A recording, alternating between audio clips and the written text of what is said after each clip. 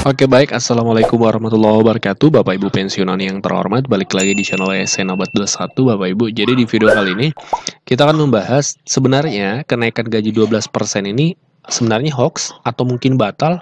Karena memang ini banyak yang ditanyakan oleh rekan-rekan pensiunan ya. Kepastian kenaikan 12% ini sebenarnya fakta atau hoax, seperti itu. Dan ada juga yang mengatakan batal. Nah kita akan cek kepastiannya Bapak Ibu ya, sesuai dengan penjelasan langsung dari pihak terkait, dalam hal ini pemerintah. Dalam hal ini kami akan menyampaikan dua informasi ya, dari yang pertama dari Kementerian Keuangan, yang kedua dari PT Taspen ya, selaku pihak yang berwenang. Dari pihak Kementerian Keuangan ini disampaikan oleh staf khusus Menteri Keuangan Bapak Ibu, Prasto Justinus ya, beliau menyatakan bahwa sebagaimana yang disampaikan Presiden sebelumnya, kenaikan gaji 2024 untuk PNS dan pensiunan itu berlaku sejak Januari 2024. Ini yang pertama, berlaku sejak Januari 2024. Yang kedua yang perlu kita pahami, saat ini pemerintah sedang merampungkan serangkaian aturan ya, terdiri dari PP untuk PNS, Perpres untuk P3K. PP ini untuk PNS sekaligus pensiunan termasuk Bapak Ibu. Jadi poin yang kedua, saat ini sedang dirampungkan aturan untuk kenaikan gaji ini. Yang ketiga ya, yang perlu kita garis bawahi, hak tetap dibayarkan sejak 1 Januari melalui mekanisme rapel.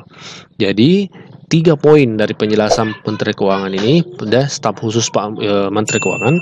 Yang pertama, kenaikan gaji bukan hoax, dihitung sejak 1 Januari. Yang kedua, kenapa kemudian saat ini belum dicairkan atau dibayarkan? Karena pemerintah masih merampungkan aturan untuk pencairannya. Yang ketiga, pembayarannya nanti akan dibayarkan secara rapel, Bapak Ibu, secara rapel. Dan ini sudah terjadi di 2019. Kalau Bapak Ibu ingat, 2019 itu kenaikan gaji itu tidak langsung diterima pada bulan Januari, tapi dirapel di bulan April Bapak Ibu 2019 lalu.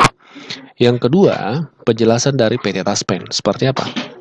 Dari PT Taspen juga menyampaikan melalui media sosial resminya terkait kenaikan atau penghasilan ya. Kenaikan penghasilan atau gaji diatur dalam peraturan pemerintah. Besaran gaji pensiunan masih sesuai aturan yang lama, yaitu peraturan pemerintah nomor 18 tahun 2019 ya, tentang gaji pensiunan seperti itu. Jadi saat ini masih berlaku gaji pensiunan di Januari. Kenapa? Karena itu tadi penjelasan dari staf khusus Menteri Keuangan menyatakan bahwa peraturannya belum final, belum selesai, sedang dirampungkan. Nanti tetap akan dihitung Januari, nanti akan dibayarkan secara rapelan seperti itu. Nah, ini dua kesimpulan dari dua sumber yang bisa jadi pegangan Bapak Ibu untuk kenaikan gaji 12% ini. Dan ini tidak mungkin Pak Presiden menyampaikan dalam pidatonya terkait kenaikan ini kalau memang ini tidak akan terjadi seperti itu. Tentu Bapak Ibu masih ingat pidato Pak Presiden berikut ini. Untuk menjaga agar pelaksanaan transformasi berjalan efektif, maka reformasi birokrasi harus terus diperkuat. Pelaksanaan reformasi birokrasi harus dijalankan secara konsisten dan berhasil guna.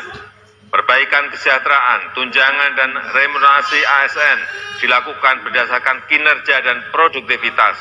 RAPBN 2024 mengusulkan perbaikan penghasilan berupa kenaikan gaji untuk ASN pusat dan daerah, TNI, Polri sebesar 8%. Dan kenaikan untuk pensiunan sebesar 12%. Yang diharapkan akan meningkatkan kinerja serta mengakselerasi transformasi ekonomi dan pembangunan nasional. Industri pertahanan keamanan juga terus didorong agar maju dan mandiri dengan dukungan APBN. Antara lain dimanfaatkan untuk pemenuhan kebutuhan alutsista secara bertahap dengan didukung industri pertahanan di dalam negeri untuk memenuhi kebutuhan pokok minimum.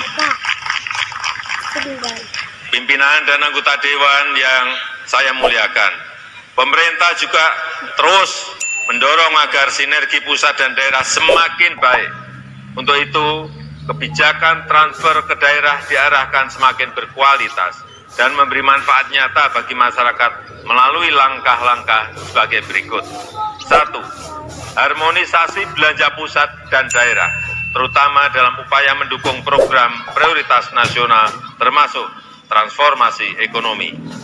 2. Mempertajam pengelolaan dan penggunaan transfer ke daerah, terutama untuk meningkatkan kualitas pelayanan publik dan pembangunan daerah yang inklusif. 3. Meningkatkan kemandirian fiskal daerah melalui penguatan perpajakan daerah dengan tetap